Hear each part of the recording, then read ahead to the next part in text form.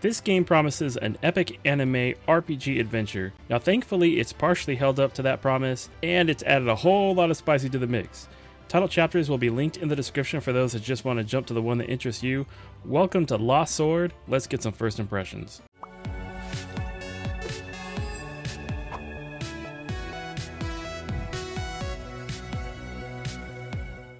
Now you've got a 5-character setup, and this is going to be spread across 3 different rows of characters. You got front, middle, and back. There's also a pet section here. You'll unlock pets pretty early on. Then you can unlock multiple pet slots here, so you've got 1, 2, and 3. Now this game has 7 element types: fire, nature, radiance, chaos, shock, frost, and holy, which is quite a bit more than the usual amount of elements that you get in a game. And with the way that works here, it's a 30% more or less damage if you're hitting a stronger or weaker element. Now if you want to change out your heroes, you hit your team formation, and unfortunately there's no drag or dropping here, so you actually have to like select a character and then select somebody else in order to take them out or put them in. Now you also get 15 preset slots, which is actually quite a bit, so you can have all of the presets of characters that you need for this game. You can sort your hero list by element type, class type, name, grade, and like a bunch of other factors. Now the right hand side is going to show you the enemy level and the enemies that are in the stage. You have to click the little portraits there to actually bring them up. You can't swipe over either. And then below that, you got the loot that you're going to have available for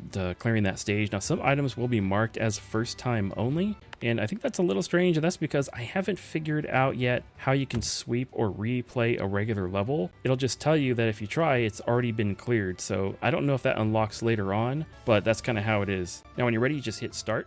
Now, a lot of your main UI actually stays on the screen. You can still click on all the normal things like your inventory and like the main menu and everything. Now there's no combat speed adjustment here as far as I can tell. You can see that the moves, they go pretty fast even without like having that, which I really like.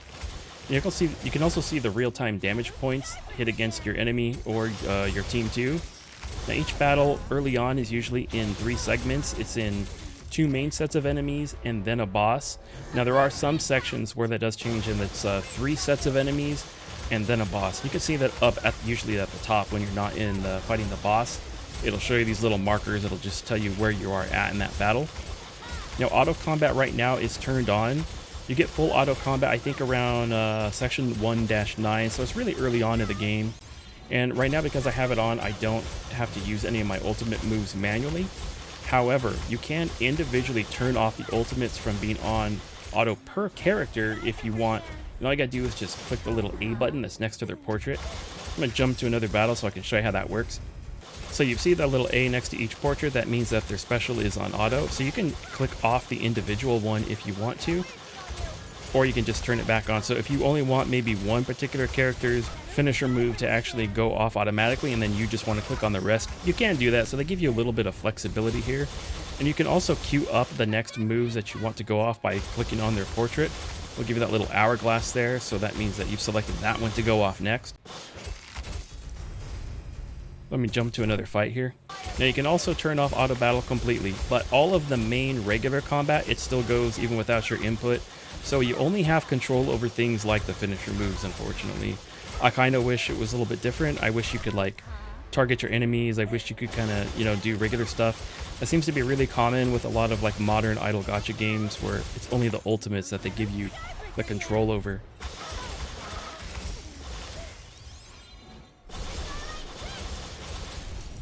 Now we check out some of these finisher moves. You can see that they did a lot of really great animation work in here.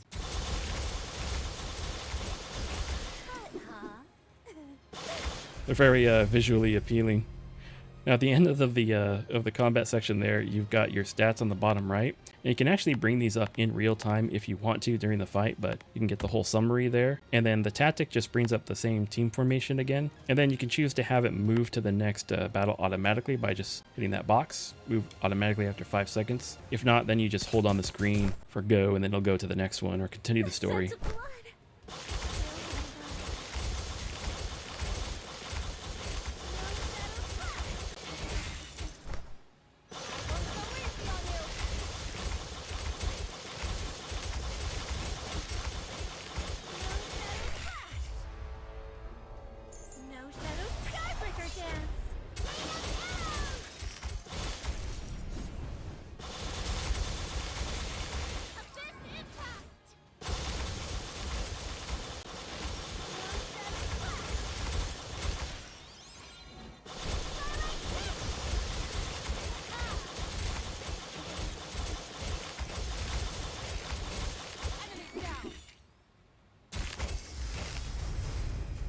That pretty much wraps up the combat.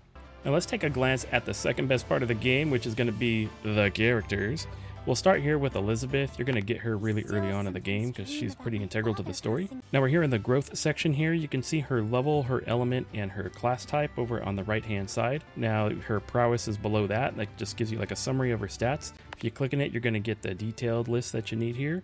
Her skills are going to be right below that. You can also level up those skills too, and I have the first two unlocked for her, which is her ultimate and her active skill, and then the last two, for her at least, are passive. In some of the other characters, I actually have more than that unlocked. Now your equipment, that's pretty self-explanatory. It's categorized into your weapon, chest, armor, helmet, and rune. Now I always auto-equip when possible, that way you can always get the best gear that you have available right now, and you can also upgrade that gear too, and you can upgrade that to a level of 10 each, and then after 10 you can do a refinement if you have these refining stones that you start getting. Moving on to the card section here, these are like buffs, and you get these from the Transcend section for your character, and there's two options. I'm going to go there now. So you have Resonance and Transcend. When you use Resonance, that's when you actually get that card unlocked, and then you can attach that card to a player. So it doesn't have to be just for that character alone. You can attach it to any character that you want to. And then Transcend is like it increases their overall stats for that particular character. I don't think it increases their star level as far as I can see. So like you don't go from a 3-star to a 4 or a 4 to a 5. Now I don't know what happens once you do all of these transition points. So if you hit all 5, does it do something like ultra special than just the stats? That part I'm not actually sure on. Now for specialities, this unlocks when that character reaches level 20. You have to use Mystic Stones, which you don't get a lot of, plus a certain amount of gold.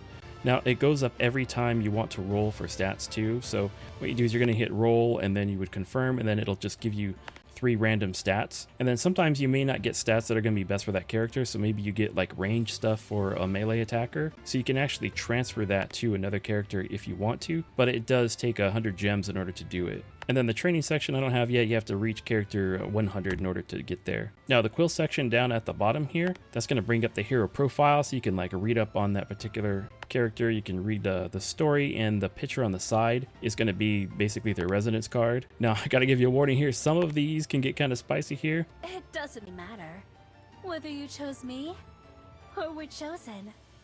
I'm going to bring up Anessa here, and I'm going to go to her resonance card. That's great. All right, back over to the main screen here on Elizabeth. You have the affection area. Right now it says growing interest. That's because I've actually given her gifts. But this is where you can give them gifts to increase that affinity score. But doing so, it also does give you a stat bonus. So it's not just like in name only. You can also do like a chat with them, and then there'll be some like selections you can do. It's real quick. And then they'll give you like various responses depending on that. And then you can unlock these episodes here as time goes on. And then you watch those, and then you get gems for doing that too. Your hands. To the touch. Now the last thing in here is the outfits. Now only a couple of the ladies, they actually have an alternate outfit right now. In fact, I think out of everybody I have, there's only 2, Elizabeth and Bedivere, who you join with at the beginning of the game. I don't know if another outfit option is going to come up, if like it's maybe unlocks for characters later on, or if they just haven't released them yet. They did do a big update on the game last night, but I didn't really notice any changes in that regard. Wait, not there. I am a knight in training. Bedivere. If we jump over here to Bedivere, so here's her main costume here, and then like here's the alternate. Wait, that's not a place you should touch. And then you can tap on that if you want to. My skirt keeps riding up all the time. Are you perhaps interested in... Never mind. Alright, that pretty much rounds up the character section for now. They don't have like a special like gallery or anything in this game yet, so it's just whatever you can see like through the profile for each character. Now, no idle gacha game is complete without idle rewards and a store. There isn't too much to collect in the shop that's free in this game, unfortunately, but there is a consistent reward that you get for about every 2 levels that you do clear. You're always going to see that on the main screen up there, and where that little finger is pointing at you. Right now it wants me to do a summon in order to like get the next reward, but usually like every 2 levels that you do in the game, it's going to give you another reward, which, that's kind of neat. Now your mission list is your standard reward task list, and that's split into daily, weekly, and epic. You've got your idle rewards under the treasure exploration section there. Now back in the store, this is like your typical where you can spend actual money that you want on items or exchange your in-game currency for whatever. Now down on the bottom here, we've got the battle section. I'll try to run through this real quick. There's quite a few game modes here. Now you can find this divided into general, dungeon, party guild, and event. So under the general section, you've got your boss raids where you can fight boss monsters and then sweep them if you have the tickets. Coliseum, this is where you've got like one of your multiplayer sections. Labyrinth, this is where you choose choose a path dungeon crawler. So as you pass through, you'll be greeted with like questions, and then those questions will give your team various handicaps. Like it might reduce your defense, or you might even like lose a team member, like stuff like that. Your Tower of Oberon, this is like your basic tower level where you fight and then gain rewards as you move up the tower. And then you've got Star Reincarnation, and this is where it also makes a mention of replaying like the levels that you've already cleared. But it does say you can enter once you reach Swordbringer level 60, so it's possible you need to reach level 60 before you can actually re-clear levels that you've already done. So that's back in reference where it says you only get these items the first time you go through them.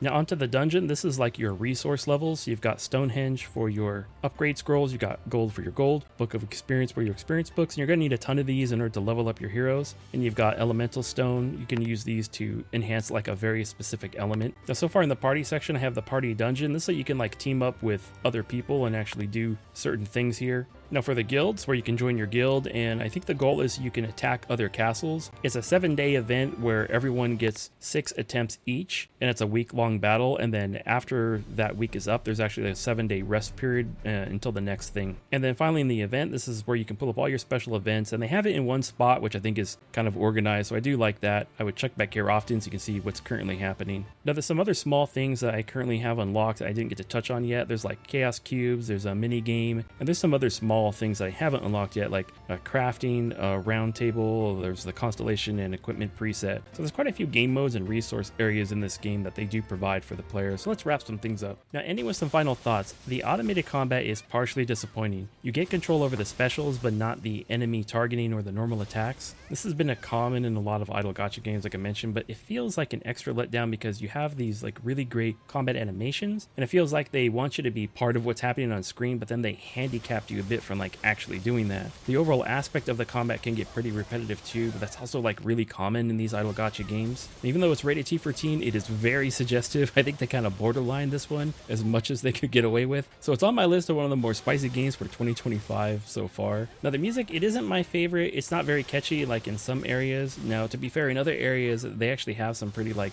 epic sound traps, but a lot of the music just kind of comes off as like there most of the time, especially like the music that's like right there in the main menu section. It really kind of gets you. Kind of has like this carnival style circus music, and I don't know what's up with that. But there's still some good things, like for it being a 2D side-scrolling game, it does look really nice and it runs very well even on some older phones. The ultimate animations I feel like are really well done. The voiceovers when they announce like certain attacks is kind of like an extra touch, and I kind of like that. It just gives a little bit better entertainment value I think during combat because of those things. Now even though there isn't that many daily rewards, they do give you a lot of progress rewards along the way. And there's also quite a few game modes to choose from, and even though I'm level 40 right now, I've unlocked a lot of them that I can already play, and the combat speed is great for not being able to have to adjust it, so you can still plow through most of the battles without feeling like it went too slow. And finally, there's like the aesthetics of the game. If you're a fan of like the waifu games, you'll enjoy this one so far, and it's probably why you download it anyways. Don't act like it was for the gameplay. But thanks for watching. Like or subscribe if you feel so inclined. It helps the channel grow. Until next time, this has been Blue Screen of Tech, and I'll see you in the next game.